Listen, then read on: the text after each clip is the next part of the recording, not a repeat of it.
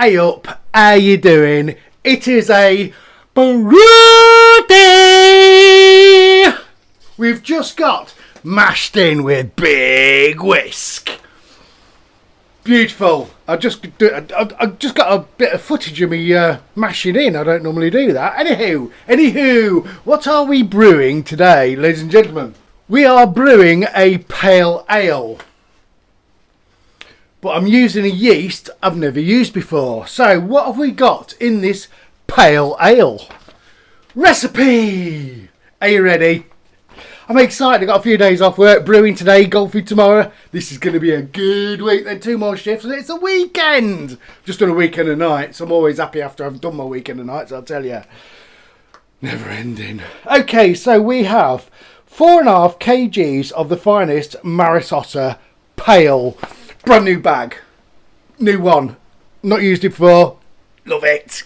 Brand new bag. 100 grams of crystal. 100 grams of carapils. Hoppage. Right, last 10 minutes. 27 grams of mosaic. 22 grams of sabro. 21 grams of hydra. And 20 grams of Eldorado. We're going to dry hop this, so late editions, then dry hop. I hope I remember, because I've got a beer that you've seen recently. I guess you've seen it. So I'll weigh my dry hops out. I put them in a bag. I label them. I vac seal them. I put them in the freezer.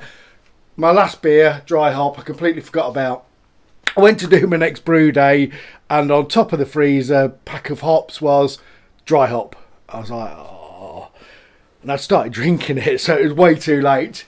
That ship had way sailed, so yeah, no go. So anyway, I might put a note on I have a clip thing, a marker to tell me what I'm brewing on the front of my fermentation fridge, and then it goes on to being a pump clip. So I might write on there DH for dry hop in big letters and then wipe it off. So I remember, maybe, will I? Anyway, dry hop, ladies and gentlemen. 51 grams of Equinaut. 25 grams of lemon drop, 23 grams of Eldorado, 16 grams of Sabro. Got a Proflark. Yeast we are using is WHC Labs Sweet Release. Yes, we're hoping to get some fruity stuff from this bad boy. There you go, look.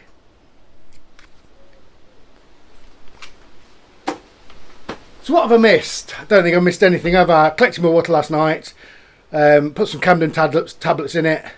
See, I always do that, but I'm not sure whether you're supposed to. I guess it's better, longer, is it? I mean, some people put it in just for the brew, don't they? Oh, I don't know. Anyway, that's the way I do it, and I haven't had a problem. So yeah, collected some water last night. We have mashed in at 66 degrees of the sea. We're going to sparge at 77 degrees of the sea. We're doing a 23 litre batch. We're going to ferment at, I don't know. Let's have a look. I've never used it. What does it ferment at?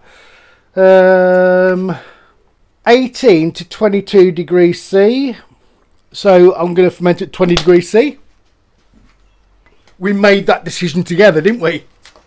We're gonna let it ferment out, and we're gonna dry hop it at 14 degrees C for 4 days. I think I've got me hot bong. I'm gonna use my hot bong. We're gonna keg it. We're gonna close transfer it. Have a quick slurp.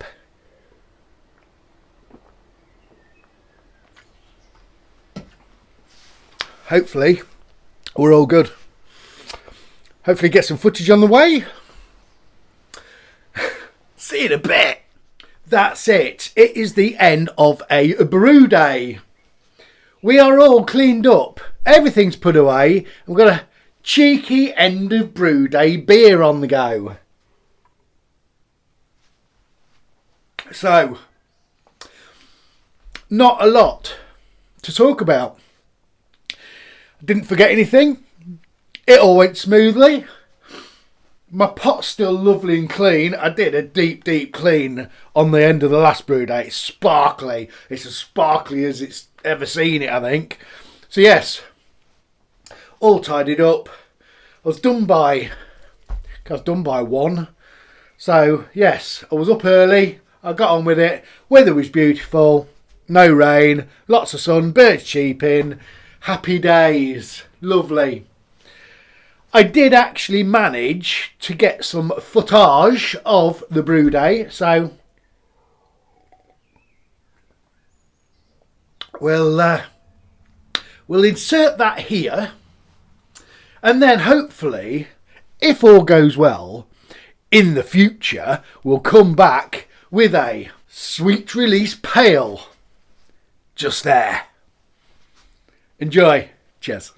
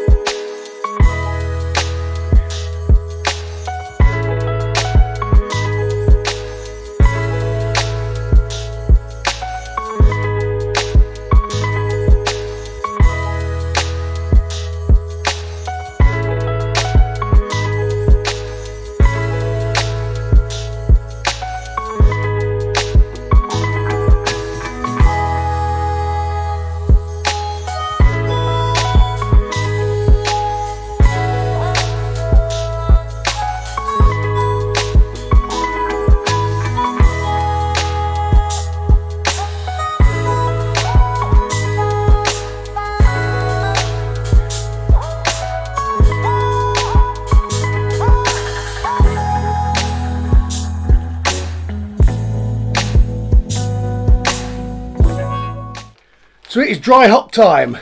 Here we go. We're doing it through the hop bong. What have we got? We have got 51 grams of Equinox, 25 grams of Lemon Drop, 23 grams of El Dorado, and 16 grams of Sabro. It's boiling in here. 28 degrees. So come along, let's move the camera, let's get these hops in the hop bong and into that lovely yummy beer. We've cooled it down to 14 degrees C. We're going to drop them in and we are going to leave it for 4 days before we cold crash.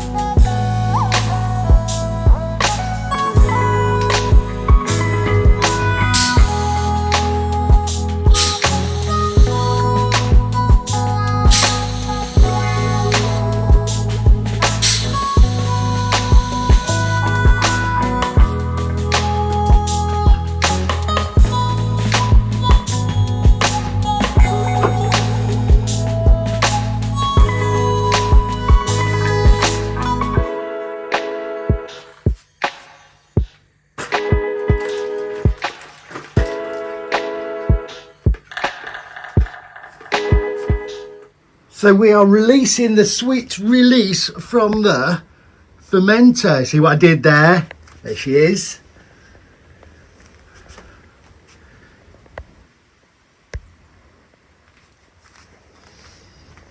Lovely. Right then, we're back and we have a beer in the glass. And there she is. Now, ladies and gentlemen, as you can probably tell from the title, all is not well. All is not well. And I've got some telltale signs right from the get-go, having a look. This has only just been put on, and that carbonation is piling up that glass. It's definitely more carbonated than it should be. Do you see, focus, do you see the little round bubbles at the top that are like pearl, like little pearls? It means, ladies and gentlemen, I have a problem.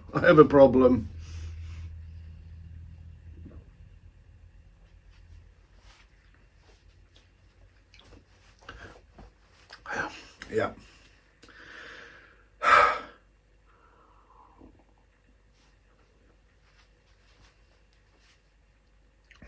So I'm getting a bit of a medicinal TCP taste. I don't know whether it's disappearing a little bit than what it was a few days ago, but it's definitely there. And that TCP medicinal taste has muted the malts, and it's absolutely, definitely, without a shadow of a doubt, masked, got rid of, ruined the hops. We dry hop this, didn't we? So let me tell you what happened. Well, I don't know what happened, to be fair. I kegged this a while ago, and it's been sat here and it's been hot. Okay? Now, I don't know if this is a problem, but I had a great panic on, because when I kegged this a week before, I kegged a Gulch, and they've been sat together, and I thought to myself, if this is because of heat, I've got 2 kegs that are ruined here. Not cool at all. So I put a party tap on the Gulch with a bit of gas, tried it, and that is fine. Okay, so it's maybe not the problem there then. Second panic, ladies and gentlemen, in that fermentation fridge, I've got a beer, a hoppy beer on the go, and that's in the same Firmzilla as this was. So if I've had an infection or something, there's a beer in there. Oh, panic again. So I put the party tap on there, pulled a bit off, 'cause it's cold crashing, and that doesn't taste of TCP. Okay, chill your beans a bit, Rick. Chill your beans, you're all right. So I don't know where this has happened. I mean, actually, the fermenter, I did think to myself after I tried it, I pulled some off before I kegged it, like I always do, and it tasted fine. So it's happened from coming out the fermenter, going into the keg. Somewhere something's happened, somewhere down the line. So I've taken some precautions, because I don't want this happening again.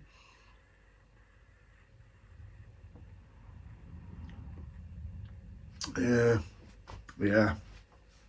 So I'm pointing up there. My transfer lines have been chucked, and I've cut new transfer lines. The quick disconnects have been taken apart, put in some PWB, or on this occasion it was Enzy Brew, for a night in warm water. Cleaned out, stripped, completely stripped. Springs out, plungers out, seals off, then put them back together. We've got some new Star San now. Some people say you should have new Star San every time you brew, shouldn't you? But I mean, I keep my Star San. I check the pH. Yeah, I don't know. It was all right. I've had this once before in bottles before I started kegging. And it was in summer, and it was hot, and it was before I was using, so with my kits I ended up using bottled water because of it, but I just used to use tap water, and I didn't put any Camden tablets in them, and I got away with it for years, absolutely years. But then one year, I mean, I spoke to somebody from the water board who I think they watched the channel actually, and they said there's a lot of stuff in the water to stop it going green and off this time of year. If it gets really hot, it could be that.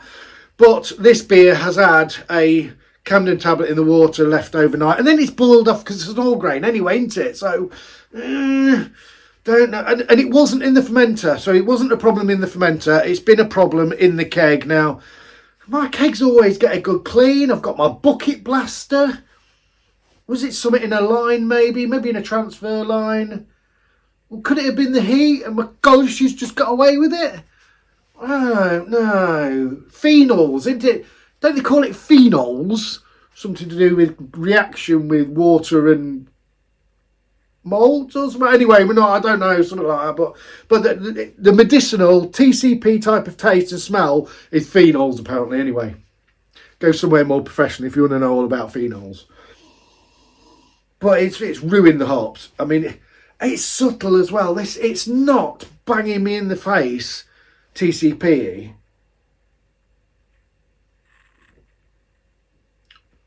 But I can taste it, and it's muted everything. Like I say, there's some good amount of hops in this, and it's just not. They've gone. They are missing in action, I'm afraid.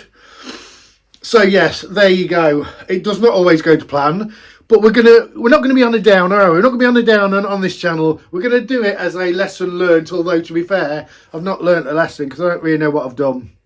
I don't know. I've done nothing differently. I always do the same, and I brew a lot. I don't know. What have I done? Anyway, comment below if you can help me out. Obviously, my first thought is sanitary, but I'm always the same. My gas lines, or my transfer lines, the gas and the beer out, or beer in. Beer out, beer in. Obviously, it goes out of one in the keg. It's a close transfer, and I flush through some Star San with this, either side, run it through. I leave it there for a bit, and then I flush that out with CO2. Got a connector for that. So it's sanitised and it's flushed through with CO2. There's just CO2 in there, so that shouldn't be a problem.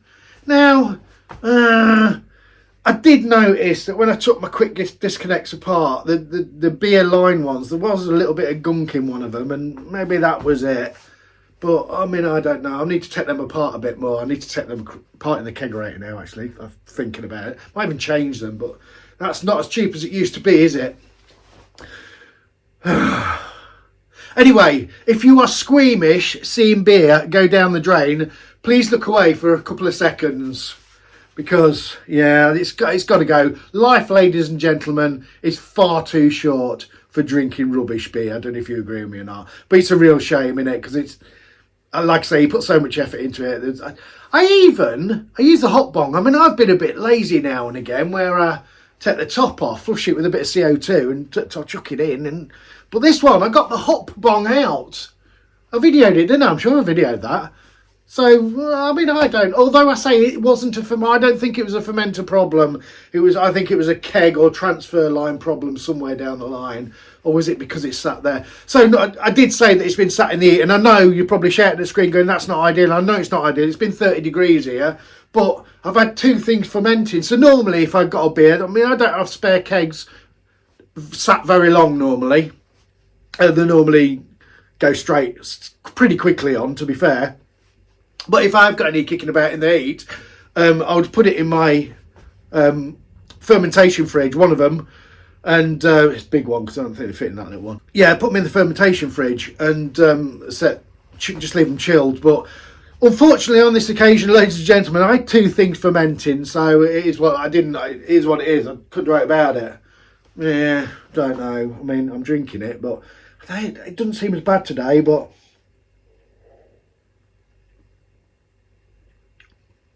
It's not right. It ain't right. So I had a bit of a double panic on. Like I say, that one tastes all right in there at the minute. This gauche tastes all right. I've had a bit out of it. So we're just going to keep an eye on it. Trouble is, once you've had this, you worry, don't you, that it's going to be a reoccurring problem. Where it might take a bit of joy away from the brew day. Thinking I might not get some at the end of it. I might be wasting my time. But anyway, I'm even taking off the keg. Because my bucket blaster, it puts cleaner through the gas and the beer post, doesn't it? But I'm going to take them out. I'm going to strip them and have a look. See whether it's maybe not doing the job it should. I don't know. But we're going to have a look. My thinking at the minute is, it's that quick disconnect that had a bit of gunk in it that I can't remember the last time I took them apart. Naughty boy. You've got to keep things clean. I know this, don't we, in the brewery? Just a bit of time, maybe. I don't know. Is it my fault? Is it just an anomaly that happened once? But anyway, we're not. We're going to keep going. We hope we don't get another one. I know my next 2 beers at the minute are right, although I haven't kegged one, but that's going to get kegged. It's getting kegged in a brand new keg, actually. Well, it's not a brand new keg. It's one from the malt miller that I have had a little while. It's reconditioned, but I've never used it. And then the other one's going to get stripped. Because that's really fun. You've seen the beer being tipped, but it's actually still in the ferment. It's still in the kegerator. It's all weird, isn't it? It's weird. It's gone as far as you're concerned, but it's still there. YouTube, editing, craziness, internet magic. Anyway, we're all right. We're okay. We're keeping ourselves happy. It's all good. It is what it is. Luckily, I'm brewed up, so we're not going to go without beer, because that could be because you brew, don't you, to your schedule, and luckily I was ahead of schedule. Now, whether being ahead of schedule has caused me that problem because it's hot and I didn't have anywhere cool to put it, or whether it's something else, I don't know. I mean, I don't know. I'm just going to see how we go in the foreseeable future. And yeah, I'm thirsty, but I know. See, I've had this in sometimes when I bottle a couple. I sometimes get this, so you know straight away because it's overcarbonated, and you get these like pearl. I know before I smell it. If I look at a beer that's got there, I say I've not had it in a keg before. I've had it in a couple of bottles now and again, but it's probably a sanitary thing in it. That's what makes me think if I get it in bottles, I might chuck all my bottles as well. I mean, I don't know. I don't bottle much now, but I've just got a gun, so I'm going to be. I might chuck all my bottles as well. I don't know. I'm not sure. But the funny thing is, this doesn't. It's not quite the same as it was a few days ago. It's a bit mellower. Do I keep it? No, I don't. That hopness is not coming back. It's just going to be a bland old beer in it. So it's gone. It's going. It's going. It's gone. Yeah, there we go. So I'm sorry. I do not want to put a downer on this, guys. I want to bring a bit of fun still to the brew, but it is what it is, isn't it? It's gone. We've had a problem. We're going to try and learn for it. It just probably now and again, just keep you on your toes. Maybe I was getting a bit slack, and then it's gone, Rick, let me just remind you that you've got to keep on top of everything. Keep your eye. Don't take it for granted. Keep on the ball, because it'll come and get you now and again. So yes, well, there we go, another video. I'll see you soon. Thank you very much for watching. I obviously appreciate it. Cheers. Like, subscribe and hit the bell.